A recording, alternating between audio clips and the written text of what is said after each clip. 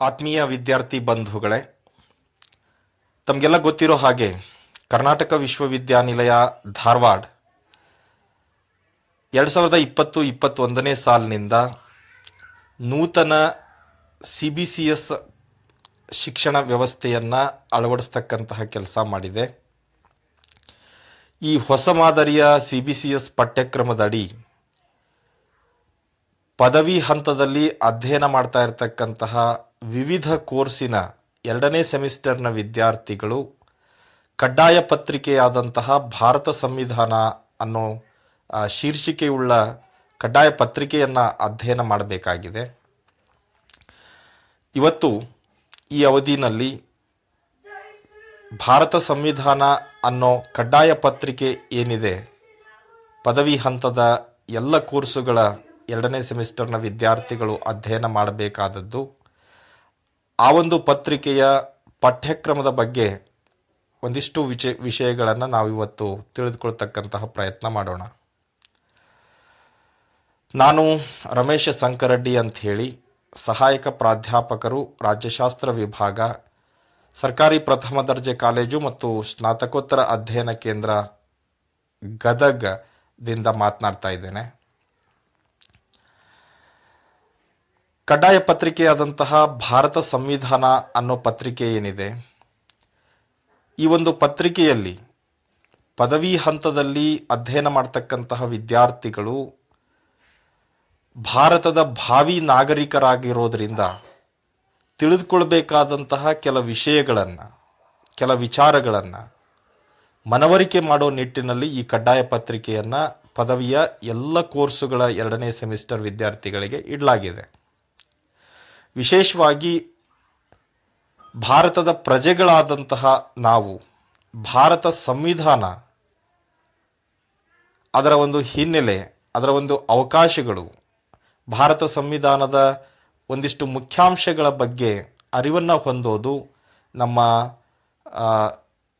ನಾಗರಿಕ ಜೀವನವನ್ನು ನಿರ್ವಹಿಸಲಿಕ್ಕೆ ಬಹಳ ಅವಶ್ಯಕತೆ ಇರೋದರಿಂದ ಈ ಒಂದು ಕಡ್ಡಾಯ ಪತ್ರಿಕೆಯನ್ನು ಇಟ್ಟಿರೋದನ್ನು ತಮ್ಮ ಗಮನಕ್ಕೆ ತರ್ತಾ, ಭಾರತ ಸಂವಿಧಾನ ಅನ್ನೋ ಈ ಕಡ್ಡಾಯ ಪತ್ರಿಕೆಯ ಶೀರ್ಷಿಕೆಯ ಅಡಿಯಲ್ಲಿ 5 ಅಧ್ಯಾಯಗಳು ಬರ್ತಾವು ವಿದ್ಯಾರ್ಥಿಗಳೇ. ಮೊದಲನೇ ಅಧ್ಯಾಯ ಮೇಕಿಂಗ್ ಆಫ್ ಇಂಡಿಯನ್ ಕಾನ್ಸ್ಟಿಟ್ಯೂಷನ್ ಅಂತ ಇದೆ. ಭಾರತ ಸಂವಿಧಾನದ ರಚನೆ ಅಂತ ಹೇಳ್ತೇವೆ. ಈ ಭಾರತ ಸಂವಿಧಾನದ ರಚನೆ ಅನ್ನೋ ಮೊದಲನೇ ಅಧ್ಯಾಯದ ಅಡಿಯಲ್ಲಿ ಮೊದಲನೇದಾಗಿ ನಾವು historical constitutional history of India ಅಂತ ಓದಬೇಕಾಗತ್ತೆ. ಅಂದರೆ ಭಾರತದ ಸಂವಿಧಾನಾತ್ಮಕ ಇತಿಹಾಸವನ್ನು ನಾವು ತಿಳಿದುಕೊಳ್ಬೇಕಾಗತ್ತೆ. ಇದಾದ ಮೇಲೆ ಕಾಂಪೋಸಿಷನ್ ಆಫ್ ಕಾನ್ಸ್ಟಿಟ್ಯೂಯೆಂಟ್ ಅಸೆಂಬ್ಲಿ ಅಂತ ಬರ್ತದೆ. ಅಂದರೆ ಭಾರತ ಸಂವಿಧಾನದ ರಚನಾ ಸಭೆ ಏನಿತ್ತು, ಆ ರಚನಾ ಸಭೆಯ ರಚನೆ ಹೇಗಾಯಿತು ಅನ್ನೋದನ್ನು 2ನೇ ಹಂತದಲ್ಲಿ ನಾವು ತಿಳಿದುಕೊಳ್ಬೇಕಾಗತ್ತೆ. ಇದರ ಜೊತೆಗೆ ಭಾರತ ಸಂವಿಧಾನದ ರಚನೆಯ ಸ್ವರೂಪ, ಅದರ ಬಗ್ಗೆ ನಾವು ತಿಳಿದುಕೊಳ್ಬೇಕಾಗತ್ತೆ. ಅಂದರೆ nature of Indian constituent assembly ಅನ್ನೋದ್ರ ಬಗ್ಗೆ ನಾವು ತಿಳಿದುಕೊಳ್ಬೇಕಾಗತ್ತೆ.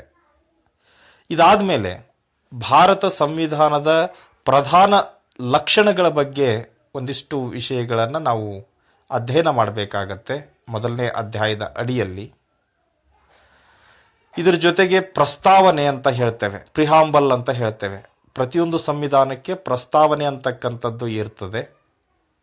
ಆ ಪ್ರಸ್ತಾವನೆ ಏನಿದೆ ಭಾರತ ಸಂವಿಧಾನದ್ದು, ಅದರ ವಿಶೇಷತೆಗಳ ಬಗ್ಗೆ ಒಂದಿಷ್ಟು ನಾವು ತಿಳಿದುಕೊಳ್ಬೇಕಾಗತ್ತೆ. ಇದರ ಒಟ್ಟಿಗೆ 1ನೇ ಅಧ್ಯಾಯದ ಅಡಿಯಲ್ಲೇನೆ ಕಾನ್ಸೆಪ್ಟ್ ಆಫ್ ಸಿಟಿಜನ್ಶಿಪ್ ಬಗ್ಗೆ ತಿಳ್ಕೊಳ್ಬೇಕಾಗತ್ತೆ. ಅಂದರೆ ಪೌರತ್ವವನ್ನು ಕುರಿತಂತೆ, ಭಾರತದ ಪೌರತ್ವದ ಪಡೆದುಕೊಳ್ಳುವ ಮತ್ತು ಕಳೆದುಕೊಳ್ತಕ್ಕಂತಹ ವಿಧಾನ, ಪೌರತ್ವ ಹೇಗೆ ನಮಗೆ ದೊರೀತದೆ ಅಂತಕ್ಕಂತಹ ಒಂದಿಷ್ಟು ತಿಳುವಳಿಕೆಯನ್ನು ಈ ಒಂದು ಮೊದಲನೇ ಅಧ್ಯಾಯದ ಅಡಿಯಲ್ಲಿ ತಾವು ತಿಳಿದುಕೊಳ್ಬೇಕಾಗತ್ತೆ. ಮೊದಲನೇ ಅಧ್ಯಾಯದ ಕೊನೆಯದಾಗಿ ಭಾರತ ಸಂವಿಧಾನದ ತಿದ್ದುಪಡಿ ವಿಧಾನ amendment methods of Indian constitution ಅನ್ನೋ ಒಂದು ಉಪಶೀರ್ಷಿಕೆ ಅಡಿಯಲ್ಲಿ ಸಂವಿಧಾನವನ್ನು ಹೇಗೆಲ್ಲ ತಿದ್ದುಪಡಿ ಮಾಡಬಹುದು ಅಂತಕ್ಕಂತಹ ಅದರ ವಿಧಾನಗಳನ್ನು, ಅದರ ಒಂದು ವಿಶೇಷತೆಗಳನ್ನ ನೀವು ತಿಳಿದುಕೊಳ್ಬೇಕಾಗತ್ತೆ. ಹೀಗೆ ಮೇಕಿಂಗ್ ಆಫ್ ಇಂಡಿಯನ್ ಕಾನ್ಸ್ಟಿಟ್ಯೂಷನ್ ಅನ್ನೋ ಫಸ್ಟ್ ಯೂನಿಟ್ನ ಅಡಿಯಲ್ಲಿ ಭಾರತ ಸಂವಿಧಾನಾತ್ಮಕ ಇತಿಹಾಸ ಒಂದನೇದ್ದು, ಸಂವಿಧಾನ ರಚನಾ ಸಭೆಯ ರಚನೆ, ಸಂವಿಧಾನ ರಚನಾ ಸಭೆಯ ಸ್ವರೂಪ, ಪ್ರಸ್ತಾವನೆ, ಸಂವಿಧಾನದ ಪ್ರಧಾನ ಲಕ್ಷಣಗಳು, ಪೌರತ್ವ ಮತ್ತು ಸಂವಿಧಾನ ತಿದ್ದುಪಡಿ ವಿಧಾನ, ಈ ರೀತಿ ಕೆಲ ವಿಚಾರಗಳನ್ನು ತಾವು ಅಧ್ಯಯನ ಮಾಡಬೇಕಾಗತ್ತೆ. ಇನ್ನು ಎರಡನೇ ಅಧ್ಯಾಯದಲ್ಲಿ ಸೆಕೆಂಡ್ ಯೂನಿಟ್ ಯಾವುದಪ್ಪ ಅಂತಂದರೆ ಮೇಜರ್ ಪ್ರಾವಿಷನ್ಸ್ ಅಂತ ಹೇಳ್ತೇವೆ. ಅಂದರೆ ಸಂವಿಧಾನದ ಪ್ರಮುಖ ನಿಬಂಧನೆಗಳು ಅಂತ ಇದೆ. ಇದರ ಅಡಿಯಲ್ಲಿ ಪ್ರಧಾನವಾಗಿ 3 ಕಾನ್ಸೆಪ್ಟ್ಗಳನ್ನು ವಿದ್ಯಾರ್ಥಿಗಳಾದವರು ತಿಳಿದುಕೊಳ್ಬೇಕಾಗತ್ತೆ. ಮೊದಲನೇದ್ದು ಮೂಲಭೂತ ಹಕ್ಕುಗಳು, ಫಂಡಮೆಂಟಲ್ ರೈಟ್ಸ್ ಅಂತ ಏನು ಕರಿತೇವೆ. ಭಾರತದ ಪ್ರಜೆಗಳಾಗಿದ್ದಂತಹ ನಾವು ಪಡೆದಿರ್ತಕ್ಕಂತಹ, ಸಂವಿಧಾನಬದ್ಧವಾಗಿ ಪಡೆದಿರ್ತಕ್ಕಂಥ 6 ಮೂಲಭೂತ ಹಕ್ಕುಗಳ ಬಗ್ಗೆ ತಿಳಿದುಕೊಳ್ತೇವೆ. ಅದರ ವಿಶೇಷತೆಗಳು, ಪ್ರಾಮುಖ್ಯತೆ ಮತ್ತು ಅದರ ವಿಮರ್ಶೆಗಳ ಬಗ್ಗೆ ತಾವು ತಿಳಿದುಕೊಳ್ಬೇಕಾದಂಥ ಅವಶ್ಯಕತೆ ಇರ್ತದೆ.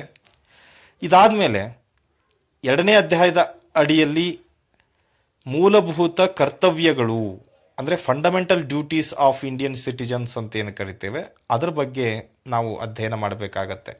ಮೂಲಭೂತ ಕರ್ತವ್ಯಗಳು ಯಾವಾಗಿನಿಂದ ನಮಗೆ ಅಪ್ಲೈ ಆಗ್ತವೆ, ಎಷ್ಟು ಮೂಲಭೂತ ಕರ್ತವ್ಯಗಳಿದ್ದಾವೆ, ಅವುಗಳ ಒಂದು ವಿಶೇಷತೆಗಳು ಏನು ಅನ್ನೋದ್ರ ಬಗ್ಗೆ ತಾವು ತಿಳಿದುಕೊಳ್ಬೇಕಾಗತ್ತೆ.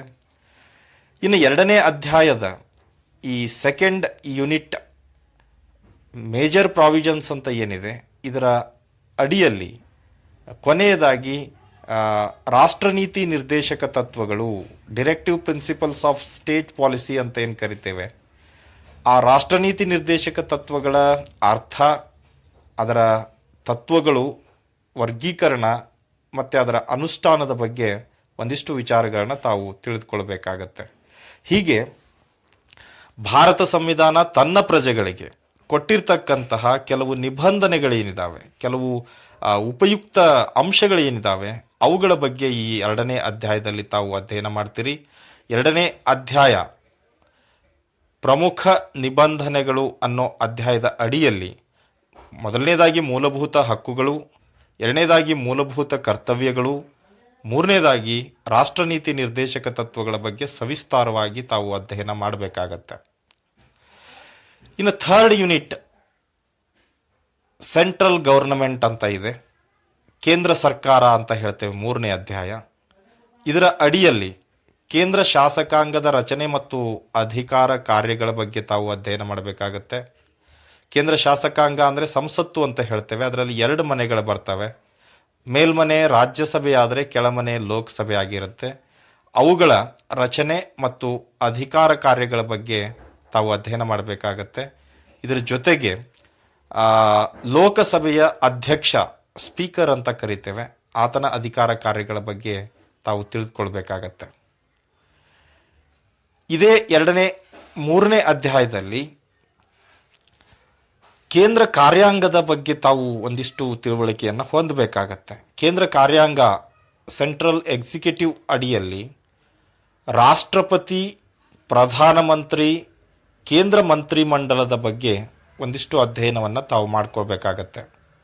ಅಂದರೆ ರಾಷ್ಟ್ರಪತಿ ನೇಮಕ ಹೇಗಾಗತ್ತೆ, ಚುನಾವಣೆ ಹೇಗಾಗತ್ತೆ, ಮತ್ತು ರಾಷ್ಟ್ರಪತಿ ಅಧಿಕಾರ ಕಾರ್ಯಗಳು ಯಾವ್ಯಾವವು, ಹಾಗೆಯೇ ಪ್ರಧಾನಮಂತ್ರಿಯ ನೇಮಕ ಹೇಗಾಗತ್ತೆ, ಆತನ ಅಧಿಕಾರ ಕಾರ್ಯಗಳು ಯಾವ್ಯಾವು, ಕೇಂದ್ರ ಮಂತ್ರಿಮಂಡಲದ ರಚನೆ ಹೇಗಾಗತ್ತೆ, ಅದರ ಗಾತ್ರ ಎಂಥದ್ದು, ಅದರ ಒಂದು ತತ್ವಗಳು ಏನು, ಇದೆಲ್ಲದರ ಬಗ್ಗೆ ಒಂದಿಷ್ಟು ಜ್ಞಾನವನ್ನು ತಾವು ಈ ಮೂರನೇ ಅಧ್ಯಾಯದ ಅಡಿಯಲ್ಲಿ ಪಡೆದುಕೊಳ್ಬೇಕಾಗತ್ತೆ.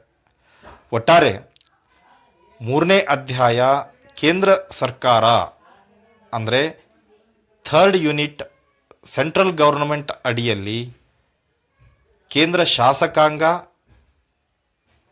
ಅದರ ರಚನೆ, ಅಧಿಕಾರ ಮತ್ತು ಕಾರ್ಯಗಳು, ಲೋಕಸಭೆಯ ಅಧ್ಯಕ್ಷ, ಸ್ಪೀಕರ್ನ ಅಧಿಕಾರ ಮತ್ತು ಕಾರ್ಯಗಳು, ಎರಡನೇದಾಗಿ ಕೇಂದ್ರ ಕಾರ್ಯಾಂಗ, ಅದರ ಅಡಿಯಲ್ಲಿ ರಾಷ್ಟ್ರಪತಿ, ಪ್ರಧಾನಮಂತ್ರಿ, ಕೇಂದ್ರ ಮಂತ್ರಿಮಂಡಲದ ಬಗ್ಗೆ ತಾವು ಅಧ್ಯಯನ ಮಾಡಬೇಕಾಗತ್ತೆ. ಇನ್ನು 4ನೇ ಅಧ್ಯಾಯ ರಾಜ್ಯ ಸರ್ಕಾರ, 4th ಯೂನಿಟ್ ಬಂದು ಸ್ಟೇಟ್ ಗವರ್ನಮೆಂಟ್ ಅಂತ ಹೇಳ್ತೇವೆ. ಇದರ ಅಡಿಯಲ್ಲಿ ರಾಜ್ಯ ಶಾಸಕಾಂಗದ ರಚನೆ ಮತ್ತು ಅಧಿಕಾರ ಕಾರ್ಯಗಳ ಬಗ್ಗೆ, ವಿಧಾನಸಭೆಯ ಸಭಾಧ್ಯಕ್ಷನ ಒಂದು ಅಧಿಕಾರ ಕಾರ್ಯಗಳ ಬಗ್ಗೆ ಅಧ್ಯಯನ ಮಾಡಬೇಕಾಗತ್ತೆ. ಹಾಗೆಯೇ ರಾಜ್ಯ ಕಾರ್ಯಾಂಗ, ಇದರ ಅಡಿಯಲ್ಲಿ ರಾಜ್ಯಪಾಲರು, ಮುಖ್ಯಮಂತ್ರಿ ಮತ್ತು ರಾಜ್ಯ ಮಂತ್ರಿಮಂಡಲದ ಬಗ್ಗೆ ಅಧ್ಯಯನ ಮಾಡಬೇಕಾಗತ್ತೆ. ಅಂದರೆ 3ನೇ ಅಧ್ಯಾಯದಲ್ಲಿ ಕೇಂದ್ರ ಸರ್ಕಾರವನ್ನು ಯಾವ ರೀತಿ ನಾವು ಅಧ್ಯಯನ ಮಾಡ್ತೇವೆ, ಅದೇ ರೀತಿ 4ನೇ ಅಧ್ಯಾಯದಲ್ಲಿ ರಾಜ್ಯ ಸರ್ಕಾರದ ಶಾಸಕಾಂಗ ಮತ್ತು ಕಾರ್ಯಾಂಗದ ಬಗ್ಗೆ ಒಂದು ತಿಳುವಳಿಕೆಯನ್ನು ತಾವು ಹೊಂದಬೇಕಾಗತ್ತೆ. ಇಲ್ಲಿ ಗಮನಿಸಬೇಕಾದ ಅಂಶ ಏನು ಅಂತಂದರೆ, ಸಿಮಿಲ್ಯಾರಿಟಿ ಜಾಸ್ತಿ ಇರ್ತದೆ. 3ನೇ ಅಧ್ಯಾಯ ಮತ್ತು 4ನೇ ಅಧ್ಯಾಯ ಎರಡರ ನಡುವೆ ಹೋಲಿಕೆಗಳು ಸಾಕಷ್ಟು ಇರೋದರಿಂದ ಅಧ್ಯಯನ ಬಹಳ ಸುಲಭ ಆಗಿರುತ್ತೆ ಅಂತಕ್ಕಂಥದ್ದನ್ನು ತಾವು ಗಮನಿಸಬೇಕಾಗತ್ತೆ. ಸ್ವಲ್ಪ ವ್ಯತ್ಯಾಸಗಳನ್ನು ಹೊರತುಪಡಿಸಿದರೆ ಕೇಂದ್ರ ಸರ್ಕಾರ ಮತ್ತು ರಾಜ್ಯ ಸರ್ಕಾರದ ನಡುವೆ ಅಂಥ ಏನು ಕಠಿಣವಾದಂತಹ ಅರ್ಥೈಸಿಕೊಳ್ಳುವಿಕೆ ಕಠಿಣ ಏನು ಇರೋದಿಲ್ಲ ಅಂತಕ್ಕಂಥದ್ದನ್ನು ತಾವು ಗಮನಕ್ಕೆ ತರ್ತಾ ಇದ್ದೇನೆ. ಇನ್ನು 5ನೇ ಅಧ್ಯಾಯ ನ್ಯಾಯಾಂಗ ಅಂತ ಇದೆ. ಅಂದರೆ 5th ಯೂನಿಟ್ ಬಂದು ಜುಡಿಷಿಯರಿ ಅಂತ ಕರಿತೀವಿ ನಾವು. ಈ ಜುಡಿಷಿಯರಿ ಅನ್ನೋ 5ನೇ ಅಧ್ಯಾಯದ ಅಡಿಯಲ್ಲಿ ಸರ್ವೋಚ್ಚ ನ್ಯಾಯಾಲಯದ ರಚನೆ ಮತ್ತು ಅಧಿಕಾರ ಕಾರ್ಯಗಳ ಬಗ್ಗೆ ತಿಳಿದುಕೊಳ್ತೇವೆ. ಹಾಗೆಯೇ ನ್ಯಾಯಾಂಗ ವಿಮರ್ಶಾಧಿಕಾರ, judicial review, power of judicial review ಅಂತ ಹೇಳ್ತೇವೆ. ನ್ಯಾಯಾಂಗ ವಿಮರ್ಶಾಧಿಕಾರದ ಬಗ್ಗೆ ಅಧ್ಯಯನ ಮಾಡಬೇಕಾಗತ್ತೆ. ಕೊನೆಯದಾಗಿ ಉಚ್ಚ ನ್ಯಾಯಾಲಯಗಳ ರಚನೆ ಮತ್ತು ಅಧಿಕಾರ ಕಾರ್ಯಗಳ ಬಗ್ಗೆ ಅಧ್ಯಯನ ಮಾಡಬೇಕಾಗತ್ತೆ. ಅಂದರೆ 5ನೇ ಅಧ್ಯಾಯ 5th ಯೂನಿಟ್ ಜುಡಿಷಿಯರಿ ಏನಿದೆ, ನ್ಯಾಯಾಂಗ, ಇದರ ಅಡಿಯಲ್ಲಿ ಭಾರತ ದೇಶದಲ್ಲಿ ಇರತಕ್ಕಂತಹ ನ್ಯಾಯಾಂಗ ವ್ಯವಸ್ಥೆಯ 2 ಹಂತಗಳು, ಒಂದು ಅತ್ಯುನ್ನತ ಹಂತದಲ್ಲಿರ್ತಕ್ಕಂಥ ಸರ್ವೋಚ್ಚ ನ್ಯಾಯಾಲಯದ ಬಗ್ಗೆ ತಿಳಿದುಕೊಳ್ತೇವೆ. ಹಾಗೆಯೇ ರಾಜ್ಯ ಮಟ್ಟದಲ್ಲಿ ಇರತಕ್ಕಂಥ ಉಚ್ಚ ನ್ಯಾಯಾಲಯಗಳ ಬಗ್ಗೆ, ಅವುಗಳ composition and powers and functions ಅಂತ ಏನು ಕರಿತೇವೆ, ಅಥವಾ ಜುರಿಸ್ಟಿಕ್ಷನ್ ಅಂತ ಏನು ಕರಿತೇವೆ, ಅದರ ಬಗ್ಗೆ ನಾವು ಅಧ್ಯಯನ ಮಾಡಬೇಕಾಗತ್ತೆ. ವಿಶೇಷವಾಗಿ ಜುಡಿಷಿಯಲ್ ರಿವ್ಯೂ ಅಂತ ಹೇಳ್ತೇವೆ, ಪವರ್ ಆಫ್ ಜುಡಿಷಿಯಲ್ ರಿವ್ಯೂ ಅಂತ ಹೇಳ್ತೀವಿ. ಅಂದರೆ ನ್ಯಾಯಾಂಗ ವಿಮರ್ಶಾಧಿಕಾರ, ಅದರ ಬಗ್ಗೆ ತುಂಬ ಸ್ಪಷ್ಟವಾದಂತಹ ವಿಚಾರಗಳನ್ನ ತಾವು being a citizen of this country ತಿಳಿದುಕೊಳ್ಬೇಕಾದದ್ದು ಅವಶ್ಯಕತೆ ಇರ್ತದೆ. ಹೀಗೆ 5 ಅಧ್ಯಾಯಗಳಲ್ಲಿ ಭಾರತ ಸಂವಿಧಾನದ ಮೂಲದಿಂದ ಹಿಡಿದುಕೊಂಡು ಭಾರತ ಸಂವಿಧಾನ ಇವತ್ತು ಏನು ಕಾರ್ಯಾಚರಿಸ್ತಾ ಇದೆ ಆ ಎಲ್ಲ ವಿಚಾರಗಳನ್ನು ಸಂಕ್ಷಿಪ್ತವಾಗಿ ಭಾರತದ ಪ್ರಜೆಯಾಗಿರೋದ್ರಿಂದ ನಾವು ತಿಳಿದುಕೊಳ್ಳೇಬೇಕಾದಂತಹ ಕೆಲ ಅಂಶಗಳ ಅಧ್ಯಯನ ವಿಷಯ ವಸ್ತುವನ್ನು ಕಡ್ಡಾಯ ಪತ್ರಿಕೆಯಾದಂತಹ ಭಾರತ ಸಂವಿಧಾನದ ಅಡಿಯಲ್ಲಿ ವಿದ್ಯಾರ್ಥಿಗಳ ಅಧ್ಯಯನಕ್ಕೆ ಇಟ್ಟಿದ್ದಾರೆ. ಸೊ ಈ ಪತ್ರಿಕೆಯ ಬೋಧನೆಯ ಉದ್ದಕ್ಕೂ ಈ ಸಿಲೆಬಸ್ ಏನಿದೆ, ಪಠ್ಯಕ್ರಮ ಏನಿದೆ, ಅದರ ಅಡಿಯಲ್ಲಿ ಬರ್ತಕ್ಕಂತಹ ಶೀರ್ಷಿಕೆಗಳ ಅನುಸಾರ ವಿವಿಧ ವಿಚಾರಗಳನ್ನು ನಮ್ಮ ನಿತ್ಯ ಜೀವನಕ್ಕೆ ಅನ್ವಯಿಸ್ತಾ ಕೆಲ ವಿಚಾರಗಳನ್ನ ತಿಳಿದುಕೊಳ್ತಕ್ಕಂಥ ಪ್ರಯತ್ನವನ್ನು ಮಾಡೋಣ ಅಂತ ಹೇಳ್ತಾ ಈ ಪಠ್ಯಕ್ರಮದ ಪರಿಚಯವನ್ನು ನಾನಿಲ್ಲಿಗೆ ಮುಗಿಸ್ತಾ ಇದ್ದೇನೆ. ಧನ್ಯವಾದ.